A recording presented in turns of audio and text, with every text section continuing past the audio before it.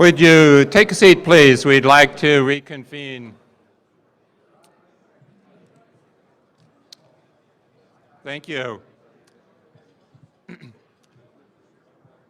We always save the last session, the best for the last, and now we're going to talk about the commercialization of new technology, how you move the enormously challenging issue of how you move new technology out of the laboratory and into the marketplace, or in other words, how you traverse that green valley of death. And we've got a terrific panel to address various aspects of this from the university side, from the commercial sector, and also from the VC side.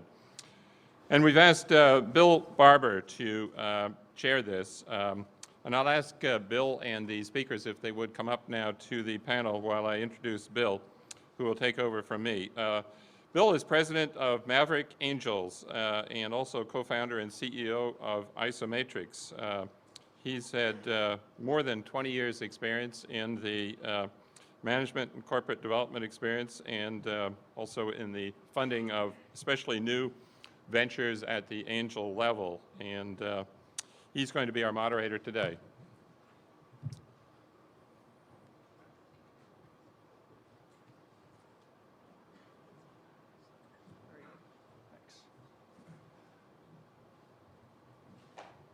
So, we have any entrepreneurs in the room today? One? Two. All right. I love this statement up here. Far better is it to dare mighty things, to win glorious triumphs, even though checkered by failure, than to rank with those poor spirits who neither enjoy nor suffer much because they live in the gray twilight that knows not victory nor defeat. Great entrepreneurial battle cry from a great entrepreneur, Teddy Roosevelt. So we look at Teddy and we think this is a great statement that really speaks to the unique nature and the unique thought process of entrepreneurs. But entrepreneurs as themselves aren't enough just to bring products to market. And so we're going to have a chance to talk about this a little bit. But the cool thing about Teddy Roosevelt is he wore a lot of hats, and they were very cool hats. Entrepreneurs wear a lot of hats. So I start out with this piece of my Jeff Foxworthyism for entrepreneurs. You may be an entrepreneur if your corporate to-do list includes high-level contract negotiations, deep market development, followed by vacuuming, dusting, and taking out the garbage. You may be an entrepreneur. You beg your spouse at inappropriate times of the day, may I please go back to work tonight. You may be an entrepreneur. You look at the 2009 global economic meltdown as nothing more than a great opportunity, okay? And my favorite one, if you go to your priest, rabbi, pastor, and they ask you to describe your values for me, and you dive right into a discounted cash flow analysis, you may be an entrepreneur. So we have a chance today to talk about a couple of different things, and one of them is commercialization. I think it's a critical piece of the puzzle for investors and entrepreneurs to get together on. So I wanted to kind of throw out a couple of definitions here that we can kind of work within today, and then we'll be able to talk to our distinguished panel over here. So invention. I think, defining invention, I think, is a key piece of this as we go forward. We were looking at invention as being that search and connect piece. Within the patent law world, you look at creating things that are useful and non-obvious to those who are practiced in the art. The idea being, can you bring something that may have prior art out there in the market, bring together a variety of different pieces to create new inventions? That's great. Really, it comes down to the definition of creation that's resulting from study and experimentation. That's really the definition of invention. Then you look at innovation. It's a very different type of thing. Economics, you use the definition in economics that it's a change that increases value. The definition inside of the art field is maybe something that is substantially different. But really, we look at ideas that are applied successfully in practice, and that really starts talking to the concept of commercialization. We got a couple of young guys in these pictures here, Nikola Tesla and Thomas Edison. Nikola Tesla had some great inventions, a fantastic genius inventor, but had difficulty translating some of those into commercialization during his lifetime. Now, of course, we've seen a lot of those come into great use since then. Thomas Edison, on the other hand, had the ability to essentially affect economies through the inventions that he was able to innovate and bring to market, to commercialize. Very different. We look at translational research as well, and I want to define that as well. Inside of the life science industry, I think the idea of saying to improve human health, Scientific discoveries must be translated into practical applications. In other words, the bench to bedside conversation. How do you take something from invention all the way through to commercialization and use? And a great example of that is really here in our backyard, not too far down the road. Amgen took erythropoietin alpha and really moved that from being a conceptual precursor for red blood cell generation to a commercializable product, and a great success story in and of that. So commercialization, as you look at it from that perspective as well, the definition, the process or cycle of introducing a new product into the market, which really speaks to market validation, market drivers, things that really mean that the market is pulling, market is demanding a product or service, and you're able to supply that, to create it, develop it, produce it in a mass market sort of way and bring it to market. And I wish I would have used a Tesla example since we had Tesla here today, but I think it was very interesting to look at the Chevy Volt recently and see its introduction in the marketplace. The original concept car, if you look at it here, extremely dynamic, looks a lot like the Camaros, a little bit more, very herky, two-door type of sports coupe. Now as it's gotten to market, the market demands for the mass market deployment of that have changed the design. It's a much more four-seat, sedan-focused, mass market appeal type of vehicle now, really driven by the market validation, the market demand, and their ability to commercialize that, to bring it to market. So, in the investment community, we look at a variety of different things as you're going into the form of making an intelligent investment decision. These are some typical, these bubbles are kind of the typical areas of the diligence process. And it starts out with really defining that product or market, the product or service. Then what is the market size, the entry, and the demand from that market? How does it affect that product? And as you kind of wrap around this circle, these bubbles of the partners and collaborators needed, the barriers to entry, you see it's really about an invention can have one component of excitement, but nothing happens in a vacuum. You need partners, collaborators, you need a variety of different players in the market, a variety of different impacts from the commercializable market demands, and all those things come into play. As investors, we have to look at all of those different pieces to understand how the commercialization of a product or of an invention can go into being an innovative product of the future. And so we look at all these pieces. One of the most important ones at the very bottom, probably the most important one at the very bottom that takes almost most of our time, the management team itself, and the ability for that management team to get the resources it needs and fill the gaps in order to be able to reach out into the market, understand what's needed, bring those to market along with the product. So, very interesting piece of the puzzle here as we look at investment from the angel capital side. I have a good chance to be able to work with a panel here today that comes from a variety of different places, but entrepreneurial in its key focus as they look at how to take products through from concept, product development, into a launch or commercialization, then into profitability, growth, and the next steps. As investors, of course, we have to look at all these pieces, how they tie together, and how each one interacts with each other. As we know from a long history of funding different companies, no one funding source applies to a particular company, and therefore the different pieces of this puzzle are extremely important as you move through the life cycle of a company and the funding life cycle of organizations as well. So, that being said, I want to kind of quickly introduce our panelists here. Now, I'm not going to go through their entire bios here. You've got it right in front of you, and I trust that everybody's a great reader, so we're going to go with that. We've got really venture capital, entrepreneurship, commercialization, and really a great experience set here within the panel. So we've got Jim Dehlsen here, really working from the perspective of being the kind of regarded as the father of American wind power. So he's the principal right now of Ecomerit Technologies, but in the past he has built, deployed, developed, and sold Zahn Corporation to General Electric. He's built, developed, deployed with his son, Clipper Wind Energy, to UTC. And we're glad to have him on board here to really talk about some of the things that he's doing in the sustainability world, which is a great place to look at how you bring sustainable products through the commercialization process. Umesh Mishra. So we've got the CEO of Transphorm. He's got a PhD in EE from Cornell, a recognized leader in high-speed field effect transistors. He's been at the Hughes Research Labs, University of Michigan. He's been at General Electric, contributing greatly in all these different laboratories. And he's currently at UCSB developing novel materials use in the solar PV and the LED world also. Once again, translating and commercializing products as we go. And we've got Katie Moortgat, a partner at Mohr Davidow Ventures. She has a doctorate in biophysics from some of her work at Salk's Institute and Scripps Institution of Oceanography. plus degrees, multiple other degrees from UC San Diego and Berkeley. And right now is an educator, along with her as a partner of Mohr Davidow. She's an educator of university entrepreneurs in specifically the area of commercialization, which I think is going to be a fascinating opportunity for us to hear from these different perspectives, different pieces of the puzzle that really add to the commercialization question. So, without further ado, Jim, if you start us out here.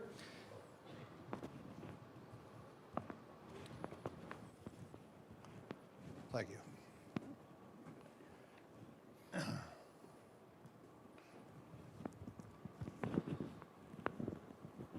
The topics that I'd like to cover start off really with wind. Wind is a very good example of, in the sustainability area, what's happened over the last 30 years in terms of how the commercialization has gone. So talk a little bit about the experience there. And then also the present environment for commercialization and what needs to change to really allow the U.S. to have the full benefit of the technology that we develop here. And then I'll get into a little bit of an overview on what we're doing now, which is Ecomerit. The renewable energy industry really came out of the energy crunch of the 1970s. And it had a very strong start in the early 80s, but there was discontinuity in energy policy, and by the mid-80s, the support for these renewable technologies was taken away, and it wiped out most of the industries. We were able to survive and win because we had a slightly different approach where we wanted to be a power producer, and we wound up owning bits and pieces of projects that we'd put together, and it allowed us to get through that very tough period. And what's interesting is that whereas the U.S. industry effectively collapsed during that period of the 80s and 90s, Europe picked up the pieces and implemented policies that created huge markets for these technologies. And so they, to a great extent, were able to reap the benefits of the work that the DOE and American industry helped to launch. And you can see that on-again, off-again policy in the graph on the right, where prior to that time period, from the 1980s until the early 90s, these industries were almost non-existent. Then they start to pick up a little bit, and in 2000, the support was pulled. It was extended for 2 years. It was pulled again. It was extended for another 2 years, and that's been essentially the way our energy lawmakers have conducted this business.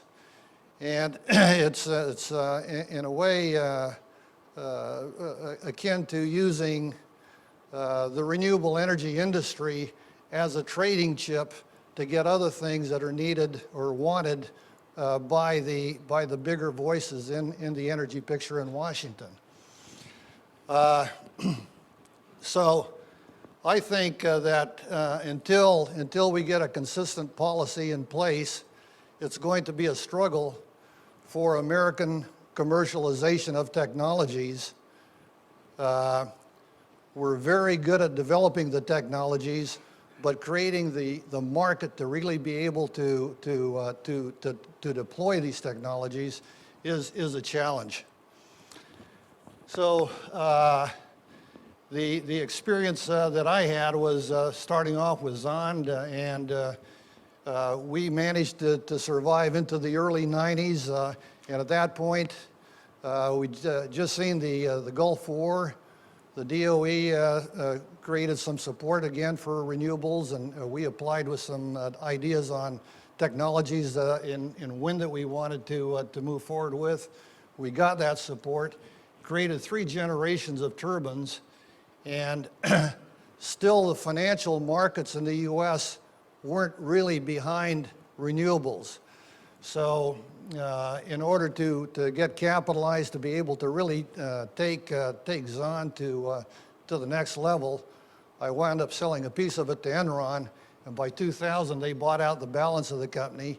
And actually it wasn't that they contributed capital to the business, but we were able to capitalize on their name.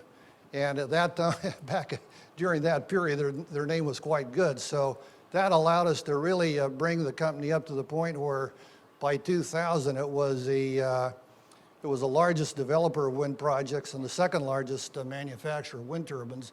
And then when they got into trouble, GE picked up the pieces in 2002. And with the machine that you see at the bottom, which we'd produced about 800 of, GE has gone ahead and they've produced about 20,000 of that particular turbine. In around 2001, we came up with an idea for how you can really scale up turbines to a much larger size. And the reason you want to do that is that as size goes up, your cost of energy comes down, but it hits kind of the bottom of that cost benefit range around 1.5 megawatts. And we had some ideas on how to do a drivetrain that would allow us to go to a much larger scale. And that's the image on the right. You can see the benefit with these images. The machine on the bottom there is a conventional 2.5 megawatt turbine. And with the reconfiguring of the drivetrain, we were able to create the same 2.5 megawatt size machine that's shown on the top. So there was a number of other things that went along with that, but that was a basic concept. And it was quite a bold move to really think that you could get into a fairly mature market with a new technology. The market at that point was around, I don't know, $10, $12 billion. With a new technology, well, it's in the energy business, it's not the machinery that's the product. The product is cheaper electrons. And if you can bring down the cost of energy, which we were able to demonstrate we could do with this design, we brought it down by about 18%, you will get a market. But in commercializing, there's other pieces that you have to bring into play. I think it's useful just to see the timeline on this because it was a fairly accelerated pace considering that this is big capital equipment and virtually nothing in the design of the machine is something that came out of a catalog. This was a new design generator. We introduced a permanent magnet generator, new controls, designed our own blades, pretty much the whole thing. And then for a startup company to be able to put that into production was a Herculean task with no supply chains having to get all that started. Anyway, we were able to do that. And we wound up testing the machine in early 2005. And still in the U.S., the capital markets were pretty weak on renewable energy. So we wound up going to the London Stock Exchange and did an IPO there. And we were able to start a production. Went into an abandoned facility in Iowa, 300,000-foot facility, started manufacturing and produced 500 turbines. And as was mentioned earlier, United Technologies bought that company in December of last year. The pace of this activity, I think, is a very key thing in the way we think about commercialization of sustainability related technologies today.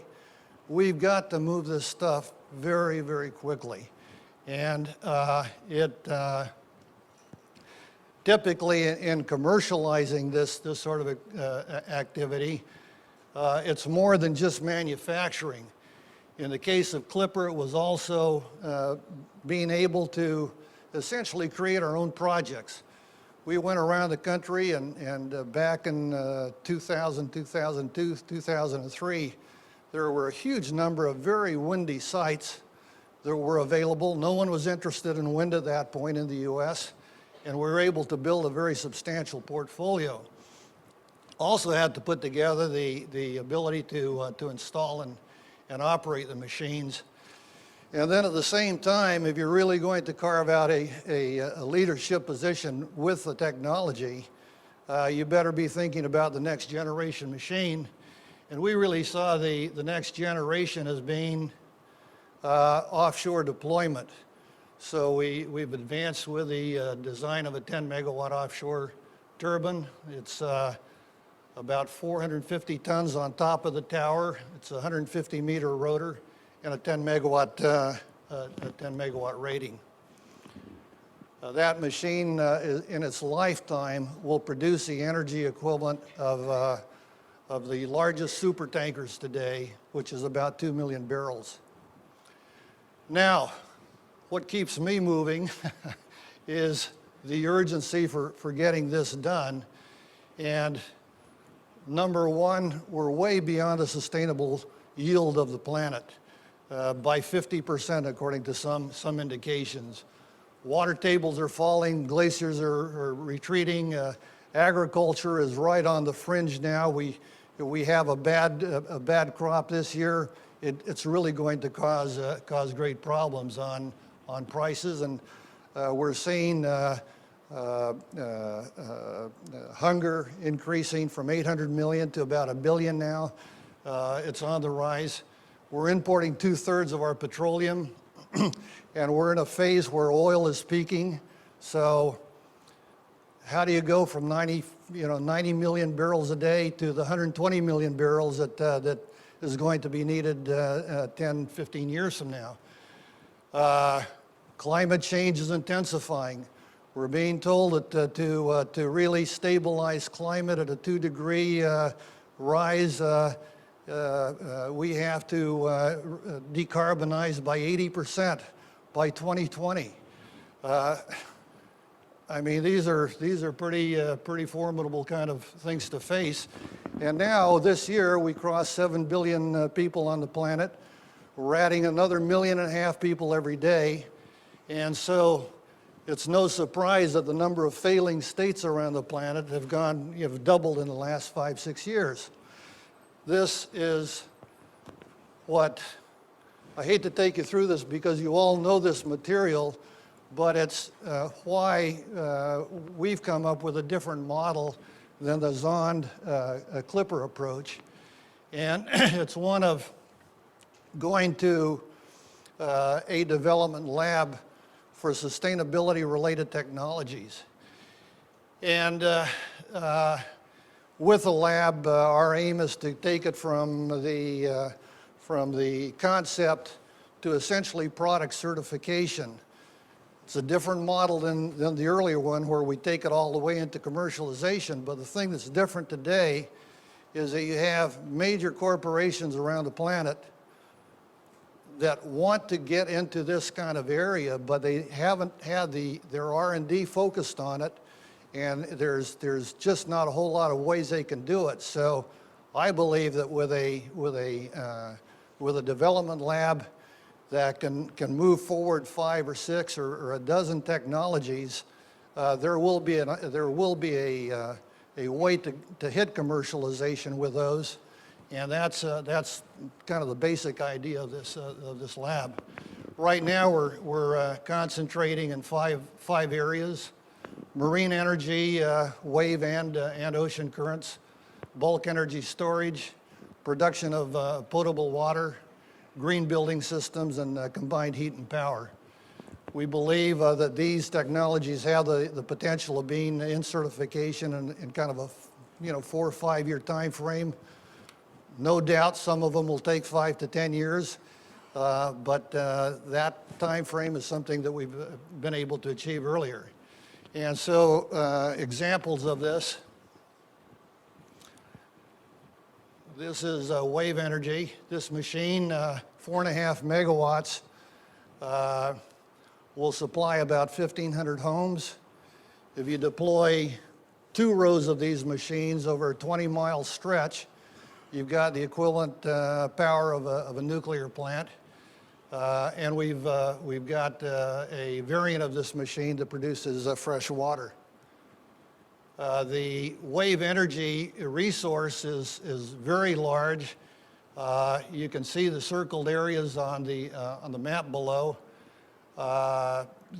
Mostly it's western shores, and a lot of those western shores have very dry climates, so it's the combination of being able to produce both power and water makes it an interesting area to engage in.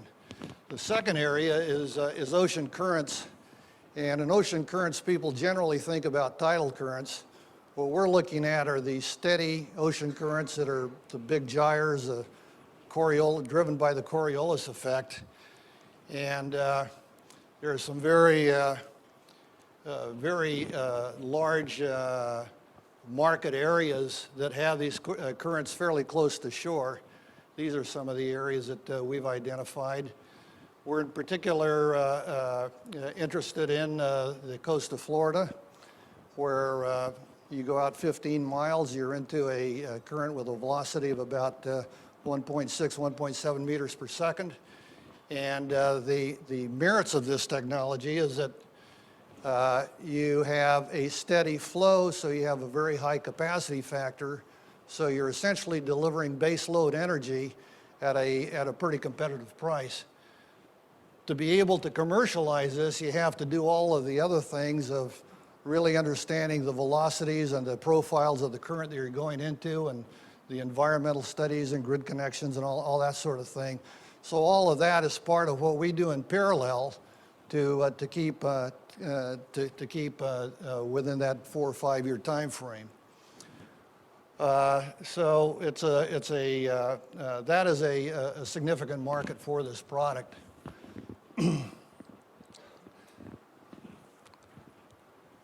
This is the Aquinas turbine, and you're now diving down into the depths about 50 meters below the surface. And those are 2.5 megawatt machines, very high energy density, and we believe that it can be something that we can bring to commercial use in about 4 to 5 years. So, in summary, I think there's elements of the market today that are very positive for commercializing. There's a huge entrepreneurial interest around the globe on sustainability technologies. Like I mentioned, big companies are interested in this, so there's a ready ability to absorb the technologies and take them into commercialization. And we have really excellent infrastructure in place now with the DOE labs supporting these efforts. Testing facilities that 5-10 years ago just weren't available. Today you have both in Europe and here. And a very key thing is the certification. To really get to be a commercial product, you do have to go through a fairly rigorous certification process. And we have a lot of engineering and science that has gone through decades of this sort of thing. So there's some very deeply steeped technical expertise available. Europe and the Asian governments are strongly supporting the move to renewables. China now, which just started 4 or 5 years ago in wind power, is now 50% of the production on the planet.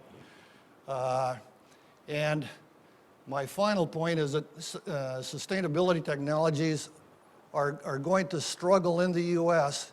unless we can get our government to really be clear on the real costs of energy. If we know what the costs of energy are, not just from the direct costs, but the health aspects, climate change, the cost of the military, until you can get that out into the open, I don't think our ability to implement renewables is going to be what it really could be and should be, and that is an urgent change. Thank you.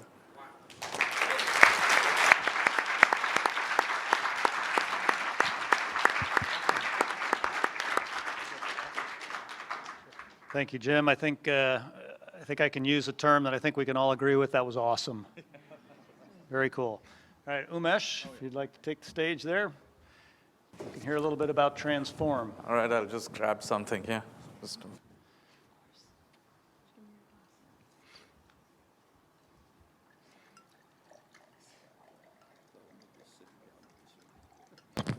Well, thank you very much. It's a real pleasure and an honor to be here. I'm representing Transphorm today. It's a company here in Goleta, and we're pretty excited about what we're doing, and I hope we can convince you that what we're doing is actually useful. So our tagline is Reimagine Power Conversion. Power conversion is a process that has been happening since electrical energy was discovered. Reimagine means we are converting what is considered to be a staid and well-developed industrial sector. We're trying to sexy it up a little bit. What happened? Something happened, boss. You'll have to, yeah, that's great. Thank you very much. So introduction to Transphorm. What do? We basically convert energy from one form to another. This is required for any electrical energy appliance. I call it an appliance. A supercomputer is an appliance. A washing machine is an appliance. So any electrical energy function will require us to do these things, convert either AC to DC, AC from the outlet, DC to the laptop, for example.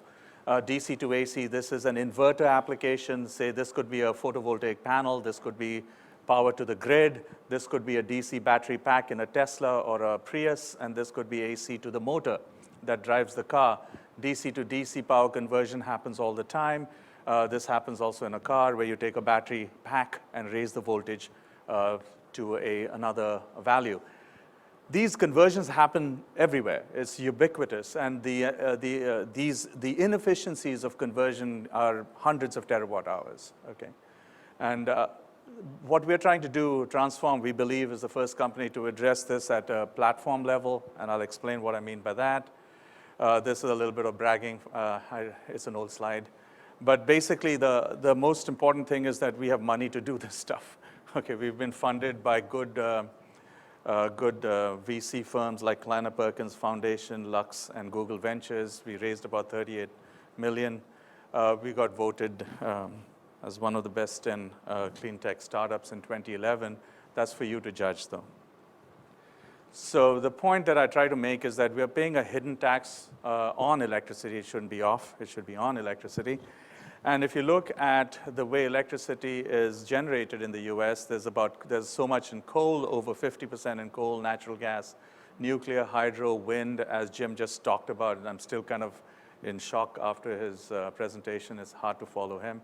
But at the end of the day, of all the generation that occurs, over 10% of the electrical energy that is generated in the US is lost in conversion. This is about $40 billion of tax that we are paying, not knowing that we're paying it. That's about 318 coal power plant equivalents of energy that is just lost in conversion. I'm not talking about lost on the grid and stuff like that. This is lost in places like this, you know, the brick that you carry around in your laptop, okay? So the important thing is, and I'm not trying to make a point of this other than making a point of it, is that the amount that we can save in electrical energy by eliminating these losses is more than all the renewables combined today, okay? I want renewables to go up. I hope the statement is no longer fact in a few years, but it's a fact today. So want watts, waste not, okay? So how much is a terawatt hour? So for example, San Francisco uses 6 terawatt hours of energy, all right? New York City is about 50 terawatt hours, and New York City and the suburbs, and Vegas is about 33 terawatt hours of energy, okay? So you can look at all this energy in the world, in the US, and the West Coast, all of the West Coast consumes about 270 terawatt hours of energy.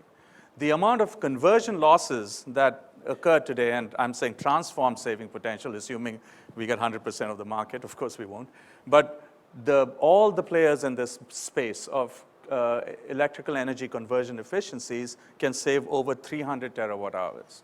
This is equivalent basically to taking the West Coast off the grid, I mean, figuratively speaking. But basically, that's the amount of impact you have, which is enormous.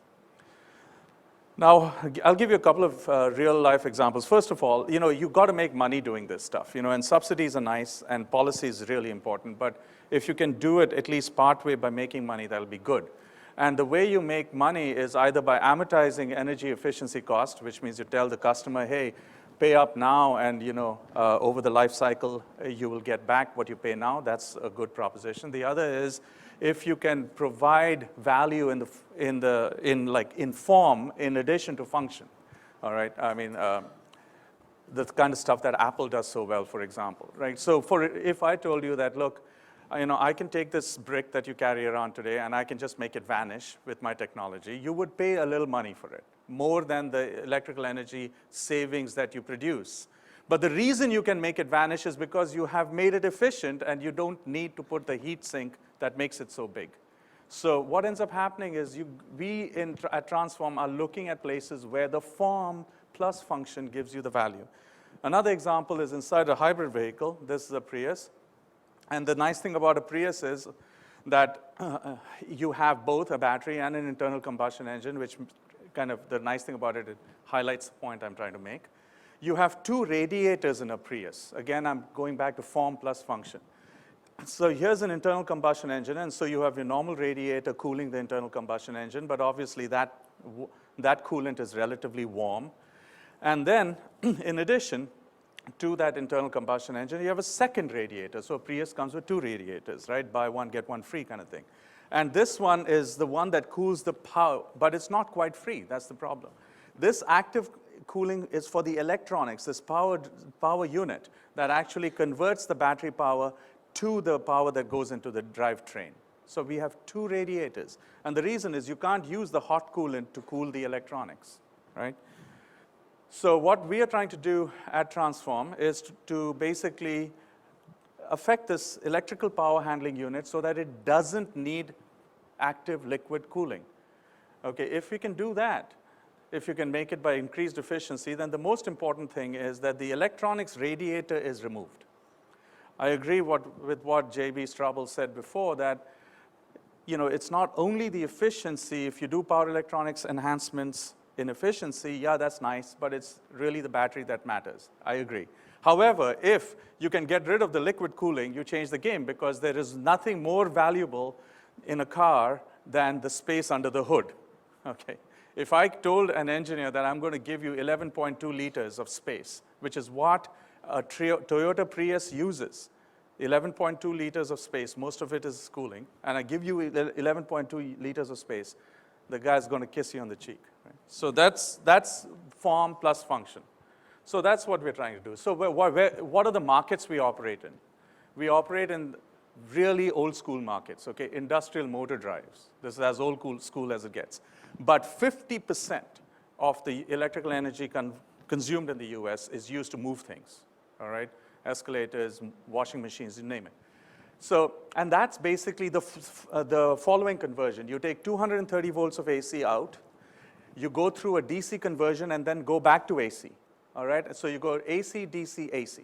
And in that conversion, there are losses of about 207 terawatt hours.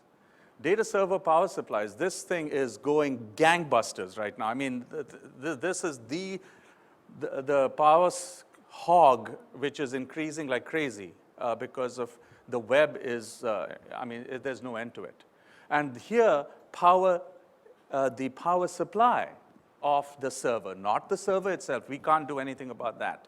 That's more like John Bowser's gig, I mean, he can do these interconnects that can make the server get better. I don't do that. What we do is we do the power supply part of it. And there you can make these kinds of efficiency enhancements. As you can see, solar inverters, this is a very big deal. Solar inverters is going through architectural evolutions. Are we going to use a central inverter? Are we going to use a micro inverter, an inverter behind each panel? Are we going to use something in between? These architectures are developing, and as the architectures develop, the solutions will develop with them. But what you need is basically something that can plug into whatever be the architect's choice at the end. Electric motor inverter is basically 202 volts DC, and you step it up to 650 volts AC, and then you drive your 600 volts DC, that should be, then you drive your AC motor with it. So you can see where all these things happen. The markets are important, as was mentioned. You know, you really got to look at markets. At the end, you have to be in a business. The markets are, you know, and this is a conservative estimate. That is, I'm assuming that I'm going to only enter certain parts of this market that my technology, Transphorm's technology, can address. And there's $1 billion markets in almost each of these segments, in motor control, solar, data power, center power supplies, and there are more markets as well. Hybrid cars and in EV inverters, that market is small now, growing very fast. Okay, 5 minutes, I better move. So how do we do this? We use gallium nitride. It's the same material that is used for solid-state lighting. And gallium nitride, I won't go through the material properties. I'll just tell you that bigger is better in this case, all right? And gallium nitride is bigger than silicon and more, and can hold much better, can convert power more efficiently. There's a difference in the Mohr's law. We also have a Mohr's law in the power electronics industry, and it's different from scaling Mohr's law. What we value most is output power density. That means how much power can you convert per centimeter cube. And you can only do this if you're more efficient, because if you're inefficient, you can't convert power in a small volume because the damn thing's going to melt. So here what happens is it's a relay. The race is a relay race where you hand over from technology to technology, a bipolar transistor to an IGBT, and it's plateaued now. And now what is happening is that the device of choice is going to go into a different material, and we believe it's gallium nitride. Okay? So that baton is going to get handed over to Transphorm's GaN, everybody else's GaN, obviously. The nice thing about it is that we can get lots of breakdown voltage. You can see that we can get up to 2,000 volts. 600 volts is used in data server power supplies. 1,200 volts is used in electric vehicles, for example, and motor drives. 2,000 volts and larger is used in grid applications. All I want to say is that we can scale to large voltages. What do we do as a company? As a company, we decided that we are going to address everything, right from the material growth. This is all done in Goleta, in our company on Castilian. Gallium nitride technology, we have a fab, we make our chips, we make the circuits, we make the modules. And the reason is, in these new technologies, you can't just make something and hand it over to the customer and says, the problem is yours. What you have to do is, you've got to make sure that you can respond to customers at the appropriate pain point, because I will guarantee you, the first thing, and I can guarantee because this happened to us, you give it to the guy and he says, the thing blew up on me, all right? And so why did it blow up? We don't know unless, is it the material failing, is it the device failing, or the circuit itself failed? If you don't know all of this, you can't respond to the customer. We've done that. I'll give you a couple of examples. We just announced diode and transistor products. This is what is called a boost circuit. It doesn't really matter. What really matters is that it is 99% efficient, okay? So, which means I can convert from 200 volts to 400 volts with 99.2% efficiency. This is a big deal. And it tells you that Transphorm's technology is starting in these little pockets, but will go. And it's not only us. I'm using Transphorm because I represent Transphorm. It's going to be a multi-industry, huge new set of players. I just want to make one statement. It's not good enough to have a technology that is is basically, we cannot be a one-string band. You've got to have any technology in this expensive space can only win if it can provide multiple solutions, or economies of scale can be applied. And it should not be too disruptive. You can't make something so sexy that people can't use it. Right? So what we want to do is that we focused on, okay, this is a hard technology to use, let's make it simple for the consumer, and make sure that it has lots of applications. So thanks to Shuji Nakamura, Jim, and Steve, and all these guys who've really pioneered lighting so much, we have a $7 billion market in lighting, and it's growing. You need employees. That's where UCSB is so amazing. We train all these guys, and they're plug and play, You take them into you get them their PhD, and then boom, they're off and running, and they can lead the world. And this is awesome. Primit, who's the president, is a UCSB alum from 1996, for example. This is the sister market, $7 billion with the same material, gallium nitride, okay? We are very thankful. We cheer them on all the time because the more successful they are, the cheaper the raw materials are for us. So we are their biggest fans. I'd like to end, because I know that Linda is like squirming in a chair right now. I'd like to end with the following statement that UC Santa Barbara, has been an amazing place, especially for me, and because this is my second startup, the first one worked out well, the second one I hope works out even better. Jeff mentioned the new kind of, I don't know what you use something for the new Silicon Valley, Energy Valley or something, and before that, we are in the gallium nitride valley here. It's the new material which has so many implications that we got to just keep developing companies in this area, in Goleta and Santa Barbara. And the philosophy of UC Santa Barbara is great. Do some things right, don't do everything average. Because the problem is, when you do some things right, you get people who are really well-trained, and because the marketplace is about the most brutal thing in the world. And you can't learn too much. I mean, you learn, of course, but you cannot learn too much out there. You have to learn to swim before you jump in. Administration is supportive. The technology transfer office has changed like crazy. It's a much more user-friendly office than it used to be. And the ONR has funded my research, our research in gallium nitride for over 15 years. And the way we started the technology, we started it by licensing all the technology we had developed at UCSB and patented at UCSB. Once with that base patent portfolio, we started inventing beyond that at Transphorm. So I hope that I've left you with an image of UC Santa Barbara is a great place to actually spin out companies. I hope more VCs stop by here. We are way better than Stanford. And we'll keep pushing things out the door here. This is where physical and material sciences, at least, I don't want to, CS and others can speak for themselves, but in my domain, I think it's awesome, and I hope we keep repeating the story over and over again. Thank you.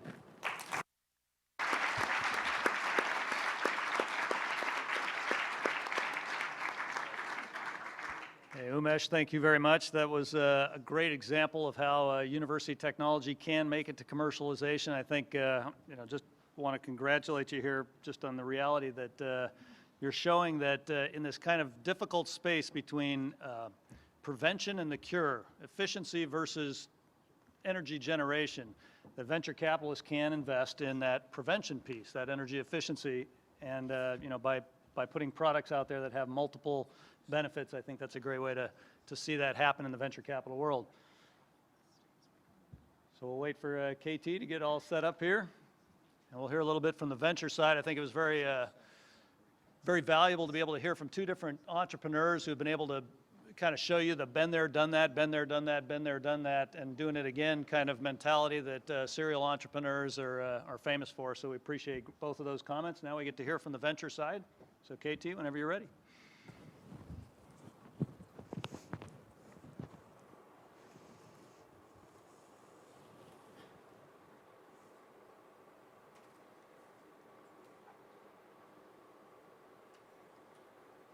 Oops. Where's the, is there a pointer? Okay. All right. Okay, got all the technology now. I'm down. I'm KT Moortgat, and I'm on the investment team at Davidow Ventures.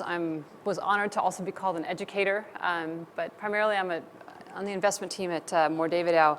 I'd like to talk to you a little bit about the venture capital perspective on innovation and commercialization. I'll just give you a little bit of background on Davidow, where we come from. I want to talk to you about the financing path. We've talked about components of this in pieces. I'd like to kind of cover the whole thing in clean tech innovations. What I see is some of the landscape for today for financing, and then what we at Davidow are looking for in our future investments.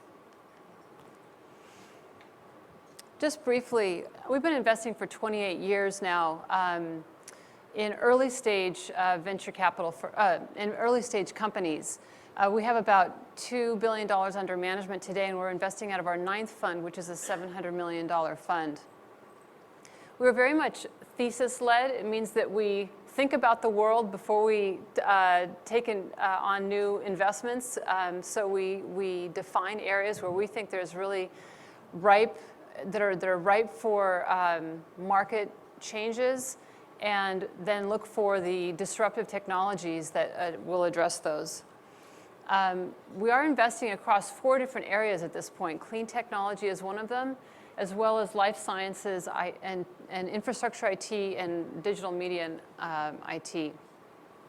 Something that really marks us, and part of the reason why I think I'm here today is at UC Santa Barbara, is that we really look for true innovations. We're looking for very early stage new technologies that can really pioneer markets.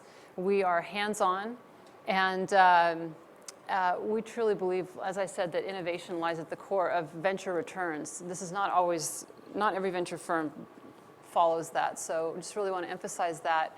And through that belief in innovation, we spend a lot of time at universities, and I don't want to spend a lot of time on this slide, but I do want to emphasize that we as a firm are affiliated across a variety of different institutes in all of our related to all of our investment areas. And I just want to give you a sense of that, as well as a program that I manage on behalf of Mohr Davidow to fund innovation at universities. Specifically, it's at Berkeley and Stanford right now around clean energy technologies. But the idea really is to fund pre-tenure faculty who are already entrepreneurial, who are already taking sort of very disruptive approaches in their fields. And some of them actually, you'll be happy to see, Umesh, you may recognize some of these faces because there are several UC Santa Barbara graduates actually. It was sort of a remarkable finding amongst this group. So delighted to be supporting innovation through this means. Our view on the need for clean technologies, which I'll get into in more detail later, has led us to early investments in solar, including in NanoSolar, a thin film solar company, and some other solar companies. I'll also touch upon Recurrent Energy, which is a solar development company. I'll talk about that a little bit later. We also were early investors in the biofuels and biochemical space. Biochemicals really where we see higher value end products. And I'll talk to you again a little bit later about OPX biotechnologies. We have several investments in our portfolio that also really touch on the resource demands and the resource constraints that we're seeing in the world through all the things that Jim and others have been talking about today. And then a lot of interest in energy efficiency plays as well. So let's look at this financing path for clean technology innovations. As we said, we've talked about different components, different slices of the value chain, of the innovation to commercialization value chain. We heard from folks here at UCSB who are developing new inventions and innovations. We've heard from the folks at PG&E who are looking for the final commercially ready final product that can be deployed at scale.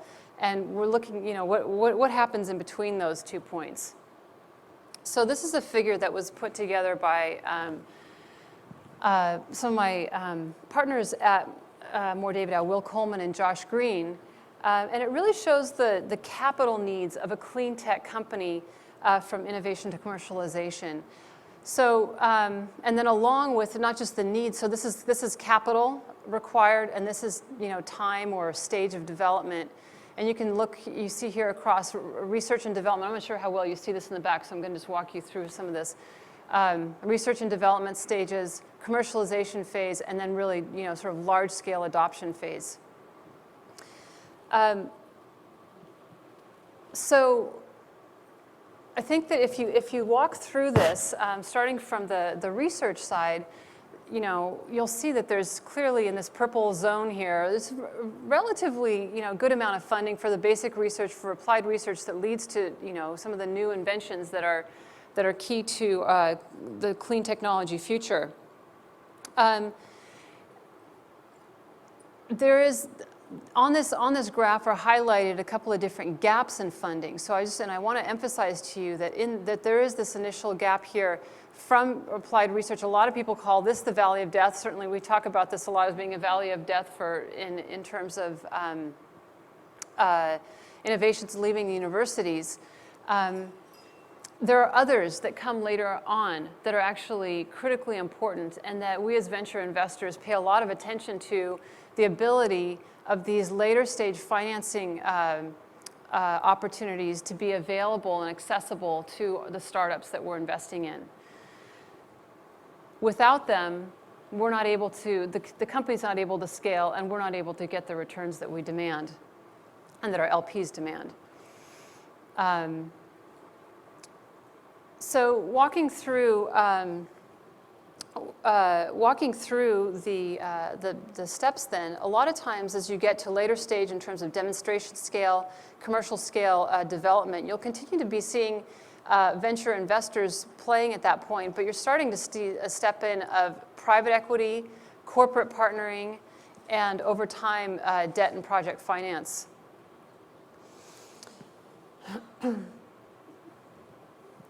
So basically what I want to convey is that here you see venture capital, which I think we think of oftentimes as being a pretty large player in this, and clearly a critical player in this in the first launch of the company, over time is being dwarfed by some other really major capital requirements. So the good news for clean tech innovation is that the partners that are coming in at this corporate, the corporate partners and the like that are coming in to really bring this up through commercial scale are returning to the table for innovations whose technical and economic proof points have really been demonstrated. And I'll give you an example of this. The other good news is that government grants are coming in. The government is taking a role in both the policy side, putting in place RPS, Renewable Portfolio Standards, and also funding both at the early stage, through ARPA-E and the like, and then later stages through loan guarantee programs, which have been really instrumental for several of the companies, including we heard from Tesla earlier. When I look at this graph and I look at this little spot right here that is really the focus of so much of where venture capitalists sit initially, is looking through the inventions that are coming out and then deciding where they're going to deploy all of this funding and how to help those companies actually capture into here. It seems really rather daunting. And I have to give both of you credit. I mean, this is really tremendous what James and Umesh have been able to do in both their areas. But really, at this point, with wind really being way out here in the full adoption side. But lest this seem an impossible set of hurdles to overcome, we've certainly seen examples already. And I'll give you an example of a biochemicals company, OPX Biotechnologies, which is in our portfolio at Mohr Davidow. One of our co-investors is here actually from Exceed, and you can raise your hand, Rob, out there in the back. OPX is a company that has a directed evolution biotechnology platform that has been applied to the production of bio-based acrylic acid. Now, they offer a direct replacement in an $8 billion market for acrylic acid. If you look at how they've played this path, which is going to demand tremendous amounts of capital for them, they've been able to get ARPA-E funding, so government funding for some of this early, so non-dilutive early capital here in the venture capital to augment their venture capital raises. And most recently, they've come in here with what's maybe what looks like a very small slice of this pie today, but actually amounts to be tremendous. In terms of being able to create a corporate partnership, it was just announced 10 days ago with Dow, which is the world's largest producer of petroleum-based acrylic acid. And together, they're going to be leading the scale-up of their product, their bio-based product. Accessing these financing options are key to enabling access to public markets, right, and which in turn offer additional capital to the companies as well as provide return to the venture investors and stimulate that investment to begin with. So I want to give you a little bit of a sense of today, what's the landscape for for both investments, venture investments into these companies, and then the exits on the exit side. And just to give you a sense, this is all around clean technology investments, so venture investment in North America. You're looking here both at the number of deals in the red or orange or whatever that color is, and then sort of in this bright green, the dollars. And clearly, venture capital in clean technologies is very robust at this point. We're talking about almost $8 billion in 2010. And we had a record in Q1 2011, a record high raise of about $2.6, $2.7 billion globally, which is a 13% increase over a year ago. We're also seeing a lot more capital going into each deal. And that's just one thing that we have to be sensitive of. Again, looking back to how do we actually get our return on those things, on those investments. I thought I'd share with you a little bit of where those dollars are going into. And it's probably hard to see it from the back, but basically there's a color coding here of a whole suite of different investment sectors, from water to agriculture to smart grid, energy storage, and the like. And really, you see two kind of hop out right at you from late 2009 to early 2011. You see that solar and energy efficiencies are really at the top of the pile in terms of numbers of deals that are being done in venture capital investment. So the money's going in, and the good thing for all of us, money goes in when there's a chance for it to go out, and it is able to get out now. There was a very bleak point there for a while in the 2008-9 time frame, but we are back into the good zone, and definitely have seen not only good IPOs, but also robust in the sense that they are maintaining their value. So if you look at Amyris, for example, they've been able to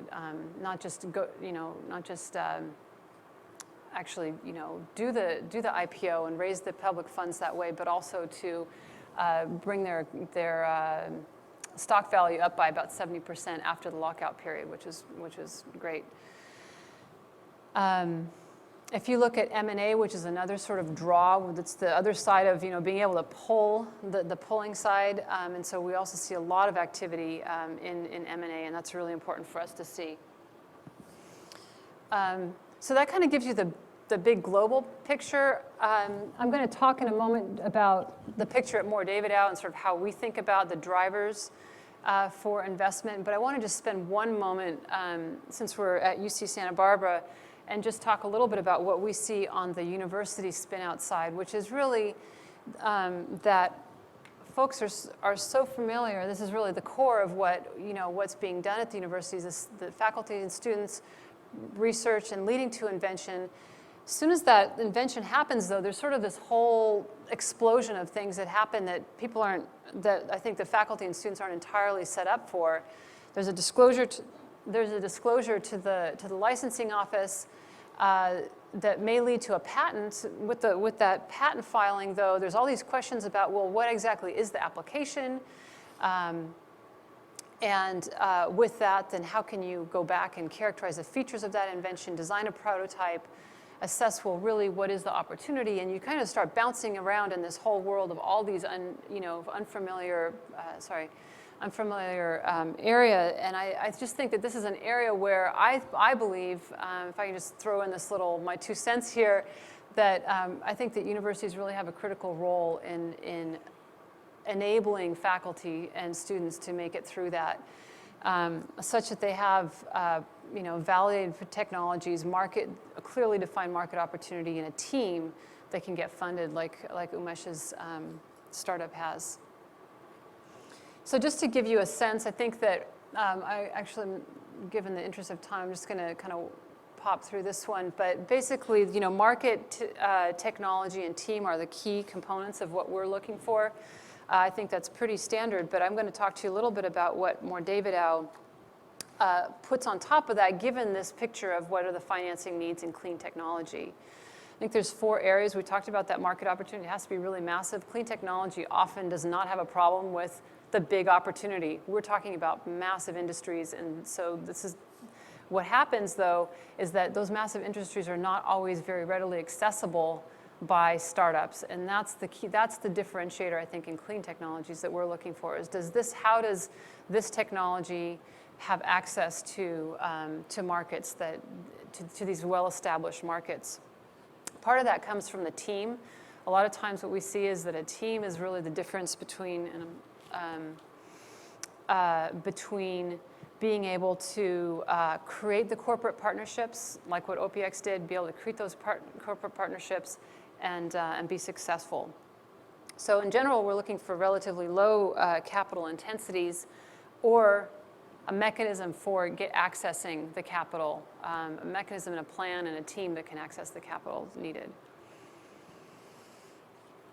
So just to give you a sense of what we're looking at specifically at Mohr Davidow, we really, I think that this has been laid out very nicely in prior talks, but I think there's very strong strain on our available resources, both in terms of energy, in terms of agriculture and food, and we're seeing that is really driving this proliferation it's driving up costs, it's driving up volatility for conventional sources of energy, and it is creating enabling economics that are for renewables. We're also seeing technology innovation that, whether it's in material science, like what we've heard about here today, or a diffusion of IT solutions that have been out there that are creating this opportunity. And so this is really the macro view that we have of these enabling economics plus technology innovation, where we see driving alternative energy solutions, in particular in the area of the electrification of our lives. And when we look at areas that we can, in that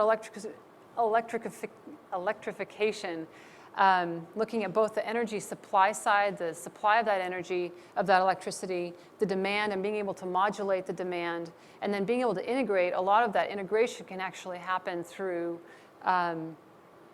energy storage and other applications and new technologies that can help mitigate the need or the supply, the demand side, and reduce the supply requirements. So, there we go. So just to give you a sense of where we're specifically looking, we're combining those views on these macro trends, along with the need for venture capital returns within a reasonable capital intensity. And we are looking in areas that are solar. So we have investments that are currently in the module and developer side, but I didn't mention the recurrent, but I can do that in a Q&A if there's an interest in the M&A and that area. But what we're looking for going forward is either ultra-high efficiency materials in solar, also balance of systems, power electronics, things that can help make that the conversions more efficient, very much along the lines of what Umesh was talking about. A lot of interest in the smart grid, both in being able to monetize data, building intelligence, and the like. And then on the storage side, we really see storage as a critical component and being able to bring those renewables online at the grid scale. And a lot of that is then driven by the markets, the earlier markets in the auto. So I hope that gives you a little bit of a sense for where our interests are today, and I'd be happy to take questions.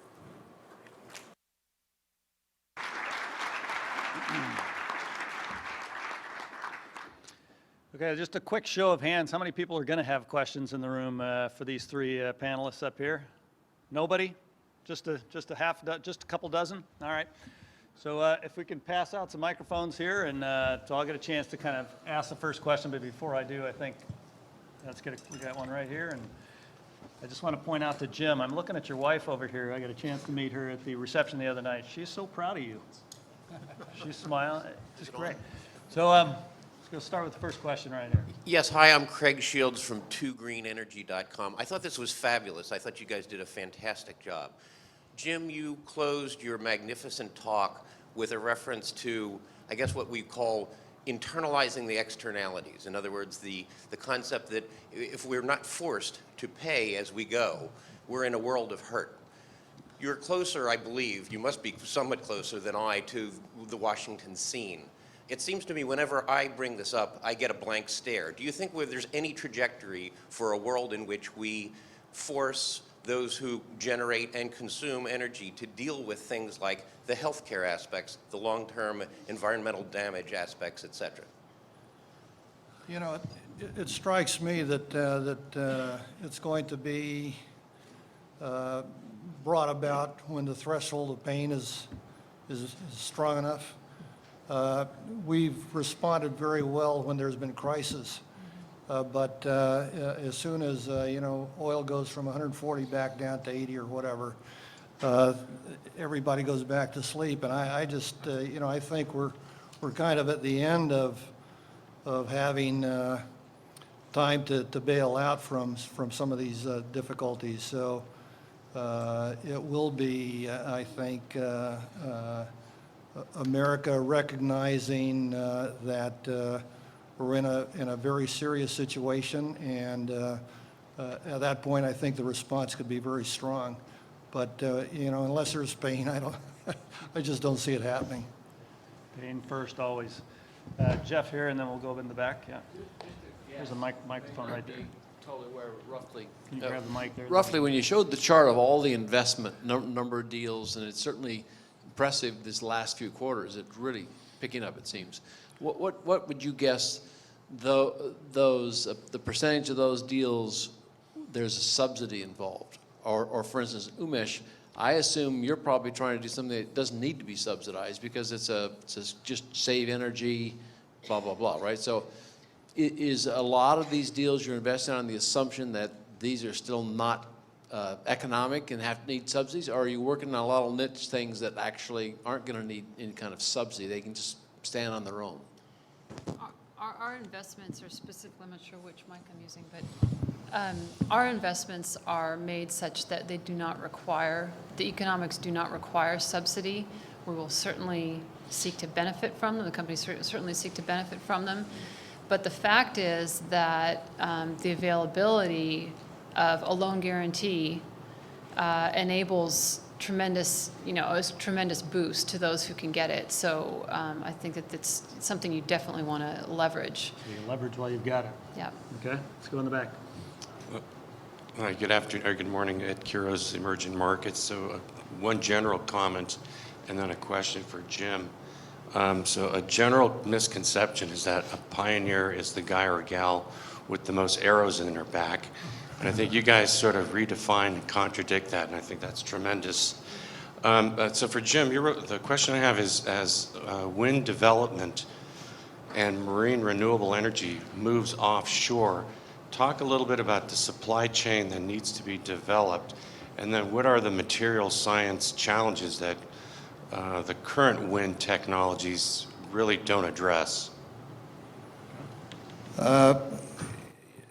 The thing that we're seeing with these renewable technologies is because the components are so large, there tends to be a big transportation component, cost of transportation. I think as offshore wind takes hold in the U.S. on the East Coast, it will stimulate our supply chains in the U.S. to serve that. We're seeing a fair amount of that actually in the Midwest now, where with large turbines, a lot of the steel supply and the supply of major components, big castings, that sort of thing, starting to be done in the U.S. again. And it's only happened in the last 5 years or so. So it really is, it's kind of an optimistic thing for the rebirth of heavy industry in the U.S. We just heard a note this morning on NPR that durable goods manufacturing has gone up in the U.S. For the third month in a row here, so it's also a good piece of that puzzle. In terms of materials, with the marine hydrokinetic effort that we're on now, we believe that a lot of the materials that are used for offshore and that have been adopted by the maritime industries are very, very suitable to what we're doing and should be able to get us into, at least into a commercialization kind of phase. I'm sure there's going to be a lot of improvements on that, but there's been some really excellent advances from those areas that we're benefiting from. Okay, we got a couple more, maybe one or two more questions. The microphone's right there, yeah? Yeah, just a quick one for Umesh. What was the time scale at which those terawatt hours of energy waste numbers were based on? Was it over a course of a year, a month? Yeah, that was an annual savings. Okay, and that was the same scale for all of the figures were based on? Yeah, all those figures for New York City and all annual energy consumption. Yeah, thank you very much. Okay. Go ahead. CE Beaumont from Emerging Markets and Technology Report. Jim, you talked about the fallen states ramping up from 7 to 15, I believe it is, as of last year. The pain versus planning and implementing, that is my question. When do we shift from this idea of going from crisis to crisis, feeling the pain, to long-term planning and implementing? Well, I believe we just have to be very, very close to having that happen. You know, Jeff has talked about being optimistic. I'm optimistic, actually, notwithstanding that list of things that look like we're, you know, really at the tipping point. I think we have the technologies and we have a fairly deep understanding now within industry and business as to what needs to be done. And we're seeing capital shifting in that direction. The hard thing, I think, is that this nation has been brought up on cheap, abundant carbon fuels, and that changing that course is difficult. But I think the failure is that it's viewed as kind of an all or nothing thing, where either we're on carbon fuels or we shift over to renewable energy kind of things by the carbon fuel folks. And I wish they would just relax a little bit and let these industries flourish, because there really is room for everybody. And 5 or 10 years from now, their children are going to be asking them, why didn't they, you know, take on a more relaxed view on renewables.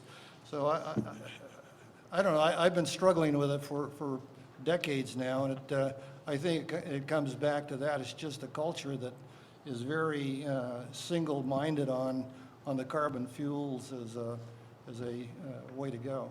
It's a tough question in a short period.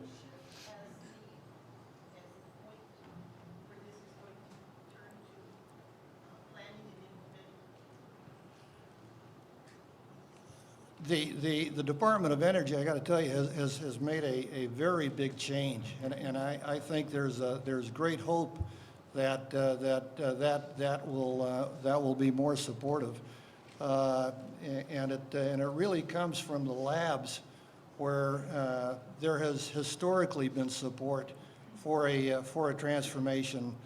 The challenge has been at the higher levels and really getting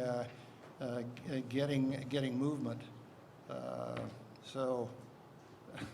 tough question to answer. Tough question to answer in less than 3 hours, I think. Yeah, in that that's particular right. case, that's a tough one. Okay, let me ask 2 quick questions here. KT, as an educator of entrepreneurs, what's the most important thing that you find yourself telling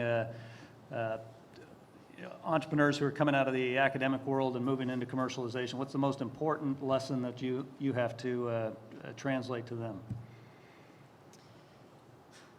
I think the biggest one is to be aware of who your customer is, who your audience is, whether it's the investor, whether it's your, whoever's going to be buying the product that you want to build, is to really understand what are their needs, what are they looking for. I think this is standard, I think I see a lot of smiles because maybe it seems kind of funny, but I think a lot of us are so, wed to our babies we have to be able to see it from the other side. How is From the the customer's receiver? perspective? Yeah. All right, great segue into the next question for Umesh here. Your customers are the OEMs, the manufacturers of the products, but your end users are not necessarily the buyers to you, the payers to you. When do you bring them into the conversation on the design side? Yeah, we basically, we remained in stealth for 4 years because we thought that the best thing to do was to bring them in right up front. But what they have to be are very open-minded customers who can feel your pain and walk with you.